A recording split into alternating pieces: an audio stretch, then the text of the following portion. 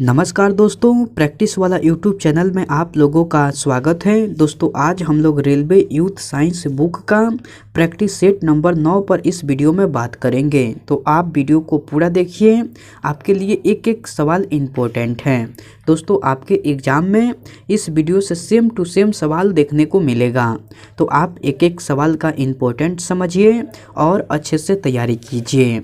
Okay दोस्तों, चलिए हम लोग डायरेक्ट क्वेश्चन देख लेते हैं। नेक्स्ट क्वेश्चन 1 नंबर कह रहा है कि किसी वस्तु पर कार्य करने वाले गुरुत्व बल को डैश के रूप में जाना जाता है। 4 ऑप्शन दिया गया है, इनमें से आपको चुनकर बताना है कि किसी वस्तु पर कार्य करने वाले गुरुत्व बल को डैश के रूप में जाना जाता है। तो आपको भार के रूप में जाना जाता है। किस रूप में जाना जाता है? तो आपको भार के रूप में। ऑप्शन डी जो है बिल्कुल सही उत्तर हो जाएगा। ओके, चलिए नेक्स्ट क्वेश्चन देख लेते हैं। नेक्स्ट क्वेश्चन 2 नंबर कह रहा है कि जब दो समान बल किसी पिंड पर एक दूसरे की विरुद्ध दिशा में प्रयुक्त होते हैं तो पिंड पर प्रयुक्त होने वाला कुल बल डैश होगा। तो पिंड पर प्रयुक्त होने वाला कुल बल जो है आपको शून्य होगा। क्या होगा कुल बल? तो शून्य होगा। ऑप्शन डी जो है बिल्कुल सही उत्तर हो जाएगा। ओके, चलिए नेक्स्ट क्वेश्चन देख लेते हैं। नेक्स्ट क्वेश्चन 3 नंबर कह रहा है कि द्रव्यमान और वेग का गुणनफल क्या कहलाता है। 4 ऑप्शन दिया गया है, इनमें से आपको चुनकर बताना है कि द्रव्यमान और वेग का गुणनफल क्या कहलाता है। तो आपको संवेग कहलाता है। क्या कहलाता है दोस्तों? तो संवेग कहलाता है। ऑप्शन बी जो है बिल्कुल सही उत्तर हो जाएगा। ओके, चलिए नेक्स्ट क्वेश्चन देख लेते हैं। दोस्तों मैं उम्मीद करता हूं कि क्वेश्चन आपको अच्छे से समझ में आ रहा है। दोस्तों अगर आपको वीडियो पसंद आती है तो इस वीडियो को लाइक कर दीजिए और कमेंट करके बताइए कि वीडियो आपको कैसे लगी। दोस्तों अभी तक आप इस चैनल को सब्सक्राइब नहीं किए हैं तो प्लीज़ इस चैनल को सब्सक्राइब कर लीजिए और बेल आइकन को भी प्रेस कर दीजिए। ओके, चलिए नेक्स्ट क्वेश्चन 4 नंबर कह रहा है कि संवेग बराबर होता है। संवेग किसके बराबर होता है? तो संवेग जो है आपको द्रव्यमान गुने वेग के बराबर होता है। संवेग जो है आपको द्रव्यमान गुने वेग के बराबर होता है। ऑप्शन ए जो है बिल्कुल सही उत्तर हो जाएगा। ओके, चलिए नेक्स्ट क्वेश्चन देख लेते हैं। नेक्स्ट क्वेश्चन आपको 5 नंबर कह रहा है कि किसी सिस्टम में जब दो अप्रत्यस्त पिंडों के बीच टक्कर होती है तब उसमें डैश होता है। किसी सिस्टम में जब दो अप्रत्यस्त पिंडों के बीच टक्कर होती है तब उसमें गतिज ऊर्जा परिवर्तित हो जाती है परंतु संवेग संरक्षित रहता है। तब उसमें क्या होती है दोस्तों? तो आपको गतिज ऊर्जा परिवर्तित हो जाती है परंतु संवेग संरक्षित रहता है। ऑप्शन बी जो है बिल्कुल सही उत्तर हो जाएगा। ओके, चलिए नेक्स्ट क्वेश्चन देख लेते हैं। नेक्स्ट क्वेश्चन आपको 6 नंबर कह रहा है कि निम्न में से किस समीकरण द्वारा संवेग की गणना की जाती है। 4 ऑप्शन दिया गया है, इनमें से आपको चुनकर बताना है कि किस समीकरण द्वारा संवेग की गणना की जाती है। तो संवेग बराबर द्रव्यमान गुने वेग समीकरण के द्वारा की जाती है। किस समीकरण द्वारा की जाती है? तो संवेग बराबर द्रव्यमान गुने वेग समीकरण के द्वारा। ऑप्शन बी जो है बिल्कुल सही उत्तर हो जाएगा। ओके, चलिए नेक्स्ट क्वेश्चन देख लेते हैं। नेक्स्ट क्वेश्चन आपको 7 नंबर कह रहा है कि यदि किसी गतिमान पिंड की चाल दोगुनी कर दी जाए तो डैश होगा। यदि किसी गतिमान पिंड की चाल दोगुनी कर दी जाए तो आपको इसका संवेग दोगुना हो जाता है। तो क्या होता है? तो इसका संवेग दोगुना हो जाता है। ऑप्शन सी जो है बिल्कुल सही उत्तर हो जाएगा। ओके, चलिए नेक्स्ट क्वेश्चन देख लेते हैं।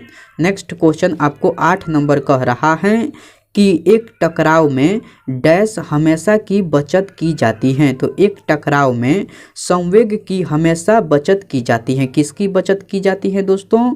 तो एक टकराव में संवेग की हमेशा बचत की जाती है। तो ऑप्शन सी जो है बिल्कुल सही उत्तर हो जाएगा। ओके, चलिए नेक्स्ट क्वेश्चन देख लेते हैं। नेक्स्ट क्वेश्चन 9 नंबर कह रहा है कि किसी वस्तु का संवेग डैश पर निर्भर करता है। 4 ऑप्शन दिया गया है, इनमें से आपको चुनकर बताना है कि किसी वस्तु का संवेग किस पर निर्भर करता है। तो किसी वस्तु का संवेग जो है वस्तु के द्रव्यमान और वेग दोनों पर निर्भर करता है। किस पर निर्भर करता है दोस्तों? तो वस्तु के द्रव्यमान और वेग दोनों पर। ऑप्शन सी जो है बिल्कुल सही उत्तर हो जाएगा। ओके, चलिए नेक्स्ट क्वेश्चन देख लेते हैं। नेक्स्ट क्वेश्चन 10 नंबर कह रहा है कि रैखिक संवेग डैश के बराबर होता है। रैखिक संवेग किसके बराबर होता है? तो रैखिक संवेग जो है द्रव्यमान गुने वेग के बराबर होता है। किसके बराबर होता है दोस्तों? तो आपको द्रव्यमान गुने वेग के। ऑप्शन बी जो है बिल्कुल सही उत्तर हो जाएगा। ओके, चलिए नेक्स्ट क्वेश्चन देख लेते हैं। नेक्स्ट क्वेश्चन आपको 11 नंबर कह रहा है कि यदि वेग को दोगुना कर दिया जाए तो डैश होगा। यदि वेग को दोगुना कर दिया जाए तो संवेग 2 गुना और गतिज ऊर्जा 4 गुना बढ़ जाएगी। तो क्या होगा दोस्तों? तो संवेग 2 गुना और गतिज ऊर्जा 4 गुना बढ़ जाएगी। तो ऑप्शन ए जो है बिल्कुल सही उत्तर हो जाएगा। ओके, चलिए नेक्स्ट क्वेश्चन देख लेते हैं। नेक्स्ट क्वेश्चन 12 नंबर कह रहा है कि एक हल्के और एक भारी पिंड की गतिज ऊर्जा समान है, इनमें से किसका संवेग अधिक होगा? एक हल्के और एक भारी पिंड की गतिज ऊर्जा समान है, इनमें से किसका संवेग अधिक होगा? तो भारी पिंड का संवेग जो है आपको अधिक होगा। किसका संवेग अधिक होगा? तो भारी पिंड का। ऑप्शन सी जो है बिल्कुल सही उत्तर हो जाएगा। ओके, चलिए नेक्स्ट क्वेश्चन देख लेते हैं। नेक्स्ट क्वेश्चन 13 नंबर कह रहा है कि किसी रॉकेट का उड़ान भरना डैश द्वारा समझा जा सकता है। तो किसी रॉकेट का उड़ान भरना संवेग संरक्षण के नियम द्वारा समझा जा सकता है। किसके द्वारा समझा जा सकता है?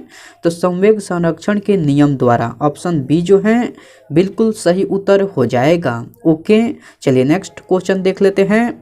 नेक्स्ट क्वेश्चन 14 नंबर कह रहा है कि रॉकेट डैश संरक्षण के सिद्धांत पर कार्य करते हैं। तो रॉकेट जो हैं आपको संवेग संरक्षण के सिद्धांत पर कार्य करते हैं। ऑप्शन ए जो है बिल्कुल सही उत्तर हो जाएगा। ओके, चलिए नेक्स्ट क्वेश्चन आपको 15 नंबर कह रहा है कि एक सेल के विस्फोट के बाद कई टुकड़े अलग अलग दिशाओं में उड़ जाते हैं। इस स्थिति में क्या संरक्षित रहता है? तो इस स्थिति में संवेग संरक्षित रहता है। इस स्थिति में क्या संरक्षित रहता है? तो संवेग संरक्षित रहता है। ऑप्शन डी जो है बिल्कुल सही उत्तर हो जाएगा। ओके, चलिए नेक्स्ट क्वेश्चन आपको 16 नंबर कह रहा है कि डैश वह भौतिक राशि है जो कभी भी ऋणात्मक नहीं हो सकती। 4 ऑप्शन दिया गया है, इनमें से आपको चुनकर बताना है कि कौन वह भौतिक राशि है जो कभी भी ऋणात्मक नहीं हो सकती। तो दूरी वह भौतिक राशि है जो कभी भी ऋणात्मक नहीं हो सकती। कौन दोस्तों? तो दूरी कभी भी ऋणात्मक नहीं हो सकती। ऑप्शन ए जो है बिल्कुल सही उत्तर हो जाएगा। ओके, चलिए नेक्स्ट क्वेश्चन देख लेते हैं। नेक्स्ट क्वेश्चन आपको 17 नंबर कह रहा है कि डैश का उपयोग एक वस्तु की समग्र गति का वर्णन करने और किसी दिए गए समय पर इसकी प्रारंभिक स्थिति के संदर्भ में अंतिम स्थिति का पता लगाने के लिए किया जाता है। तो दूरी और विस्थापन का उपयोग किया जाता है। किसका उपयोग किया जाता है दोस्तों? तो दूरी और विस्थापन का। ऑप्शन सी जो है बिल्कुल सही उत्तर हो जाएगा। ओके, चलिए नेक्स्ट क्वेश्चन देख लेते हैं। नेक्स्ट क्वेश्चन आपको 18 नंबर कह रहा है कि वेग और समय का गुणनफल प्रदान करता है। वेग और समय का गुणनफल कौन प्रदान करता है? तो विस्थापन प्रदान करता है। वेग और समय का गुणनफल विस्थापन प्रदान करता है। ऑप्शन बी जो है बिल्कुल सही उत्तर हो जाएगा। ओके, चलिए नेक्स्ट क्वेश्चन देख लेते हैं। नेक्स्ट क्वेश्चन आपको 19 नंबर कह रहा है कि यदि किसी वस्तु द्वारा तय की गई दूरी 0 है तो वस्तु का विस्थापन कितना होगा? तो वस्तु का विस्थापन भी आपको 0 होगा। कितना होगा वस्तु का विस्थापन? तो वस्तु का विस्थापन भी 0 होगा। ऑप्शन बी जो है बिल्कुल सही उत्तर हो जाएगा। ओके, चलिए नेक्स्ट क्वेश्चन देख लेते हैं। नेक्स्ट क्वेश्चन आपको 20 नंबर कह रहा है कि एक वस्तु को ऊपर की ओर फेंका जाता है। यह 100 मीटर की ऊंचाई तक जाती है और फिर फेंकने वाले के पास वापस आ जाती है तो इसमें डैश होगा। तो इसमें वस्तु का वास्तविक विस्थापन 0 है। तो इसमें क्या होगा, तो इसमें वस्तु का वास्तविक विस्थापन जो है आपको 0 है। तो ऑप्शन डी जो है बिल्कुल सही उत्तर हो जाएगा। ओके, चलिए नेक्स्ट क्वेश्चन देख लेते हैं। नेक्स्ट क्वेश्चन 21 नंबर कह रहा है कि जब एक पर्यवेक्षक के सापेक्ष समय के साथ वस्तु की स्थिति लगातार बदलती जा रही है तो कहा जा सकता है कि वह गतिशील है। तो क्या कहा जा सकता है, तो कहा जा सकता है कि वह गतिशील है। ऑप्शन बी जो है बिल्कुल सही उत्तर हो जाएगा। ओके, चलिए नेक्स्ट क्वेश्चन देख लेते हैं। नेक्स्ट क्वेश्चन आपको 22 नंबर कह रहा है कि आपको किसी वस्तु का त्वरण इसके डैश में प्रति इकाई समय में हुआ परिवर्तन है। तो किसी वस्तु का त्वरण इसके वेग में प्रति इकाई समय में हुआ परिवर्तन है। किसमें दोस्तों, तो वेग में प्रति इकाई समय में हुआ परिवर्तन है। ऑप्शन ए जो है बिल्कुल सही उत्तर हो जाएगा। ओके, चलिए नेक्स्ट क्वेश्चन देख लेते हैं। नेक्स्ट क्वेश्चन आपको 23 नंबर कह रहा है कि फ्रेम के संदर्भ में जो समय का फंक्शन है एक वस्तु की स्थिति में परिवर्तन की दर क्या है, उसे क्या कहा जाता है। तो उसे वेग कहा जाता है। उसे क्या कहा जाता है दोस्तों, तो उसे वेग कहा जाता है। ऑप्शन सी जो है बिल्कुल सही उत्तर हो जाएगा। ओके, चलिए नेक्स्ट क्वेश्चन देख लेते हैं। नेक्स्ट क्वेश्चन 24 नंबर कह रहा है कि समय के साथ किसी वस्तु का वेग दिखाने वाले ग्राफ को कहा जाता है। तो आपको वेग समय ग्राफ कहा जाता है। क्या कहा जाता है, तो वेग समय ग्राफ। ऑप्शन ए जो है बिल्कुल सही उत्तर हो जाएगा। ओके, चलिए नेक्स्ट क्वेश्चन देख लेते हैं। नेक्स्ट क्वेश्चन 25 नंबर कह रहा है कि एक भीड़ भाड़ वाली सड़क पर एक बस की गति डैश गति का एक उदाहरण है। तो आपको असमान गति का एक उदाहरण है। किसका एक उदाहरण है, तो आपको असमान गति का। ऑप्शन ए जो है बिल्कुल सही उत्तर हो जाएगा। ओके, आज का प्रैक्टिस सेट में इतना ही सवाल था। मैं उम्मीद करता हूं कि सारे सवाल आपको याद हो गया होगा। दोस्तों, अगर आपको सारे सवाल याद नहीं हुआ है तो आप इस वीडियो को फिर से देखिए। आपके लिए एक एक सवाल इम्पोर्टेंट है। आपके एग्जाम में इस वीडियो से सेम टू सेम सवाल देखने को मिलेगा। ओके, मैं आपसे नेक्स्ट वीडियो में मिलता हूँ।